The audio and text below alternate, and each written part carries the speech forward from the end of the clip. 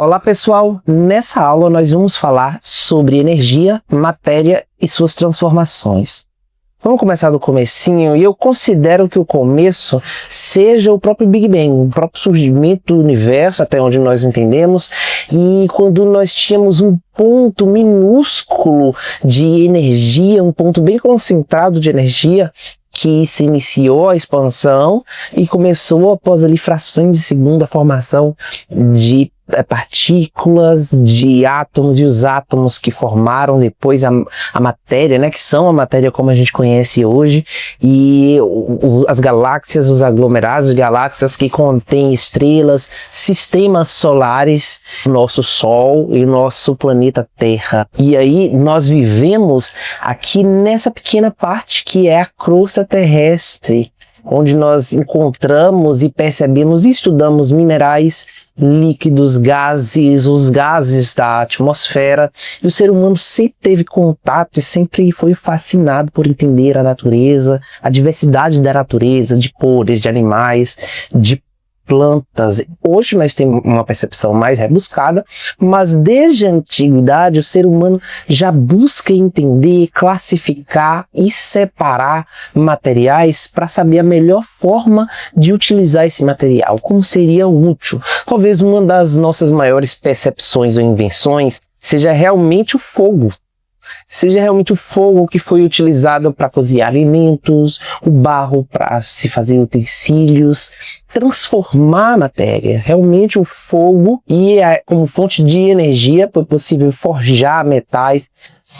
Além disso, nós temos as plantas. O homem utilizou as plantas desde os primórdios para extrair pigmentos, para alimentação, para conseguir até então entender quais dessas substâncias poderiam ser utilizadas como medicamento, como recurso terapêutico. E aí, uma das coisas que foram mais importantes é saber classificar e separar substâncias, entender substâncias enquanto puras, enquanto misturas, enquanto combinações, saber que planta poderia ser útil, que planta poderia ser venenosa para alimentação, por exemplo.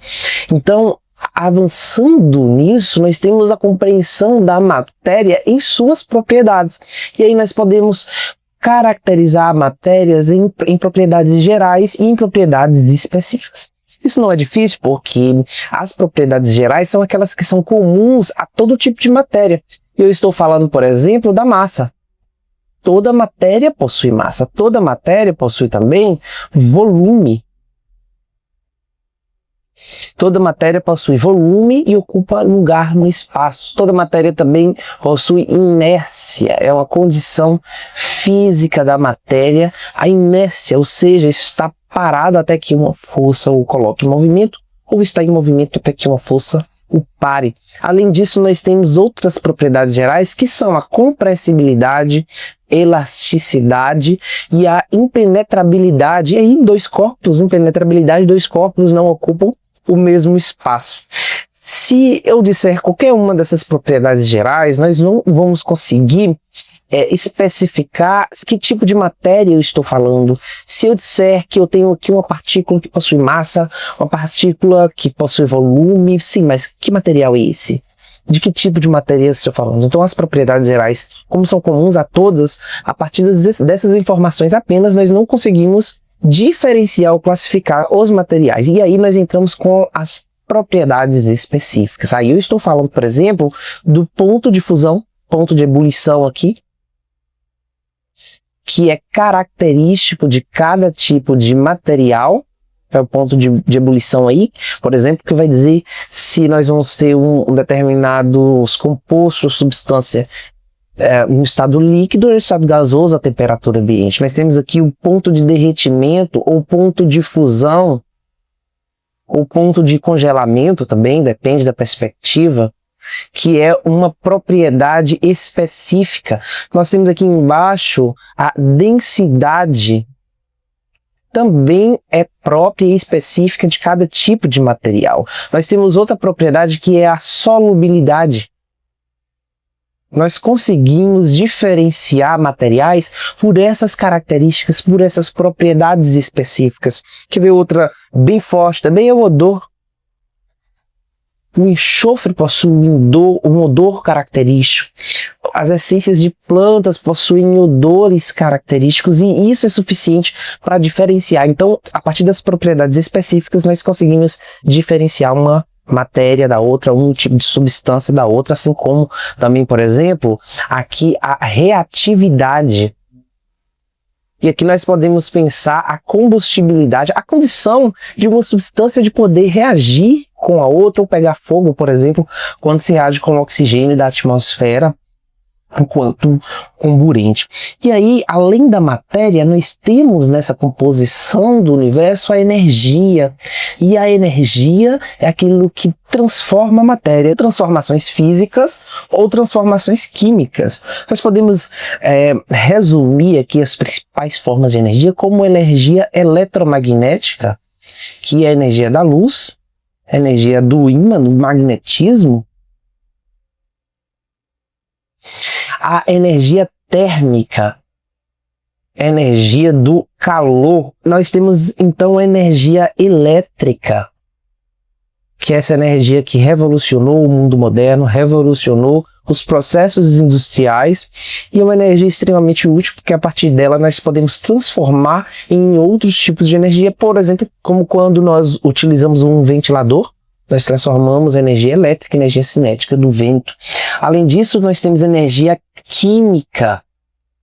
Essa energia química, nós podemos pensar nas pilhas, nas baterias, nós podemos pensar também nos combustíveis. E percebam que isso está diretamente ligado ao nosso estilo de vida moderno. Além disso, nós temos energia nuclear, essa força de energia relacionada ao núcleo dos átomos, e hoje nós temos usinas de energia nuclear que fazem processos de fissão de nuclear, quebra de núcleos e geração de energia. Além disso, nós temos energia cinética. A energia cinética, como eu já citei, energia cinética, energia do movimento do vento, por exemplo, mas nós podemos pensar na energia cinética como energia do movimento de moléculas. E quanto maior o movimento da energia cinética de moléculas, maior vai ser a temperatura relacionada a determinado tipo de material. Então já deu para perceber que energia e matéria, elas se relacionam, elas se interrelacionam e a energia tem o poder de transformar a matéria. Transformar tanto em aspectos físicos quanto químicos. E aí nós falamos de dois tipos aqui de transformações, que são as transformações físicas, onde não há mudança efetiva na matéria, por exemplo, os estados físicos da água. A água, nos 3 estados físicos da água, como mostrado aqui nessa figura esquerda, não deixa de ser água, apenas muda o seu formato, o seu volume, passa do estado líquido para o estado do estado líquido para o estado gasoso, o estado gasoso condensa novamente para o estado líquido. O que diferencia os 3 estados físicos e essas transformações físicas são a quantidade de energia absorvida ou liberada sem modificar a substância. Agora, quando a gente modifica, quando fica difícil reverter, então nós dizemos que nós tivemos transformações químicas ou reações químicas. É o exemplo aqui no caso da fotossíntese, que une aí o gás carbônico, né, incorpora carbono na forma de gás carbônico para a transformação em glicose, em energia para a planta, em substância para a planta. Nós temos o exemplo da própria combustão. Quando você queima um papel, você não consegue ter aquele papel de volta novamente. Essa irreversibilidade é uma característica das reações químicas, assim como, por exemplo, a decomposição de uma matéria orgânica.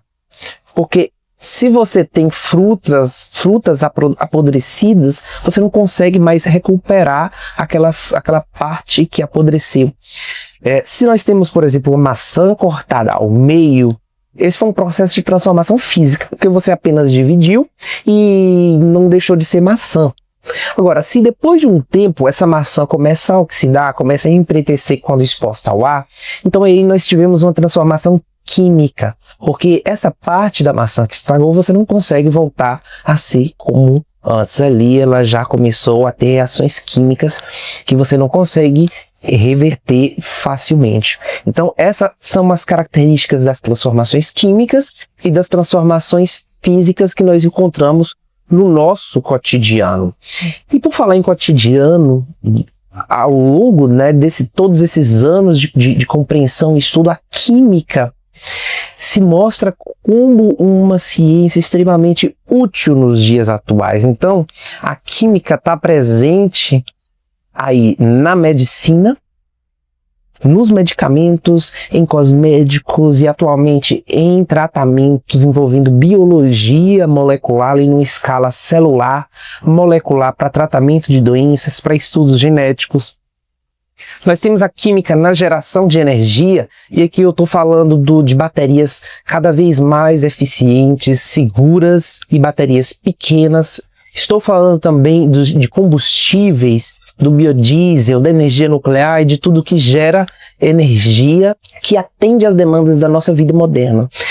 Estou falando também da química de alimentos, onde nós temos o beneficiamento de origem animal e de origem vegetal, conservantes. Lembrar também da química de materiais, a ciência de materiais no desenvolvimento aí de roupas, de materiais que são utilizados na indústria aeroespacial e de tantos outros materiais e metais e ligas metálicas e polímeros que são constantemente desenvolvidos e aperfeiçoados. Um aspecto muito interessante vai ser a perspectiva da química verde.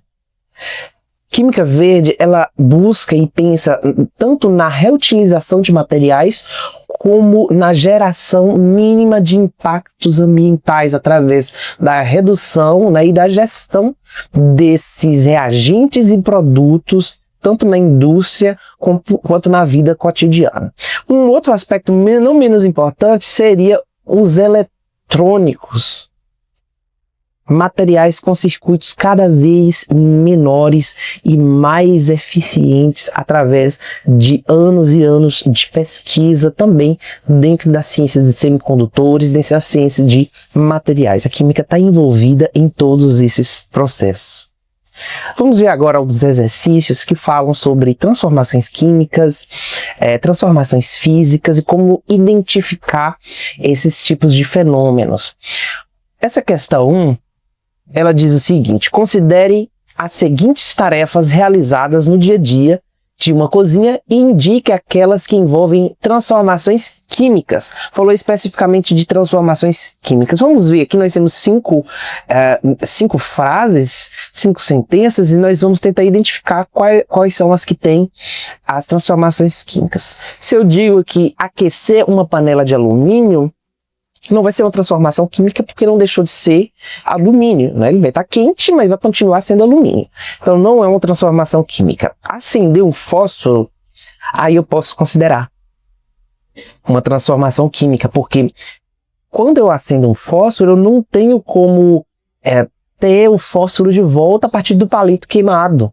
Eu não tenho como reverter isso e coletar os gases, então eu tenho uma reação, uma transformação da matéria que frequentemente é acompanhada por liberação de gases, liberação de calor, mudança de cor. São características das transformações químicas.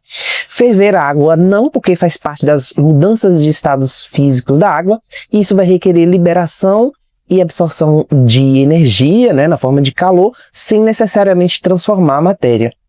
Queima de açúcar para fazer o caramelo também pode ser considerado uma transformação química, uma reação química. Aqui ainda fala de fazer gelo. Só que fazer gelo também faz parte das transformações físicas, das mudanças de estado físico da água. Então, 2 e 4 ficaríamos aqui com a letra B, alternativa B nessa questão. Nessa segunda questão, fala o seguinte: a alternativa que contém um fenômeno físico, dessa vez observado no dia a dia, é queima do fósforo. Nós já vimos que não. Essa é uma transformação química, que tem liberação de calor, que tem liberação de gases. Derretimento do gelo. Opa, derretimento do gelo, sim. É uma transformação de estado físico, então é uma transformação física. Transformação do leite em coalhada, não, porque aí você tem uma reação química acontecendo, né? Dificilmente você vai pegar a coalhada novamente e transformar em leite. Desprendimento de gás quando se coloca sal de frutas na água. Também vai ser uma transformação química. Se a gente fala só da dissolução, de dissolver, aí nós estamos falando de uma transformação física. Mas quando se fala de desprendimento de gás, então nós tivemos uma reação química que transformou a matéria de maneira a produzir gás a partir daquela reação ali que teve com a água, né? Houve reação química e nós não temos como recuperar esse gás e incorporar de novo a matéria, né? Então, é um exemplo de uma transformação química. E por último, o escurecimento de um objeto de cobre, de ferro, a oxidação, o ferrugem, é uma transformação química porque você não consegue reverter aquilo ali facilmente, né? E a matéria ela realmente se transforma. A terceira e última questão é uma questão de verdadeiro ou falso e pede para a gente observar, analisar algumas afirmativas aqui. Analise as afirmações a seguir sobre propriedades gerais e específicas da matéria e assinale a sequência correta de verdadeiro ou falso. A primeira diz o seguinte: massa e volume são exemplos de propriedades gerais da matéria, pois dependem da quantidade de matéria. São propriedades gerais, sim, e essas propriedades gerais elas dependem da quantidade de matéria que você tem.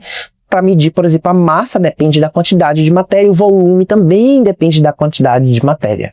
Então, as propriedades gerais elas são atreladas à quantidade de matéria. 2. A densidade é uma propriedade específica da matéria e não varia com a quantidade de substância presente. A densidade ela é específica e uma característica das propriedades específicas é não variar com a quantidade de matéria, de substância presente, enquanto as propriedades gerais variam. É uma dica também. A inércia é uma propriedade específica que permite distinguir a substância da outra. Se eu digo que duas substâncias têm inércia, todas as substâncias têm inércia. É uma propriedade, uma questão da física. Então, isso não é verdade, né? Essa terceira aqui, afirmação, é falsa, porque a inércia, na verdade, é uma propriedade geral. Ponto de fusão e ponto de ebulição são propriedades gerais da matéria, independentes das substâncias. Não, porque são pontos, os pontos de fusão e ebulição, eles são propriedades específicas.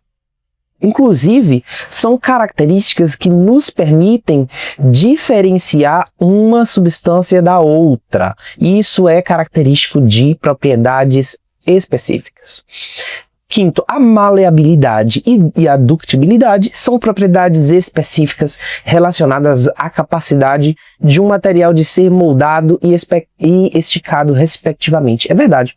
E quando a gente fala isso, a gente faz referência à propriedade geral de compressibilidade e de elasticidade, que todo material tem, em maior ou em menor grau, mas possui. Então, a alternativa correta aqui seria a letra B nessa questão.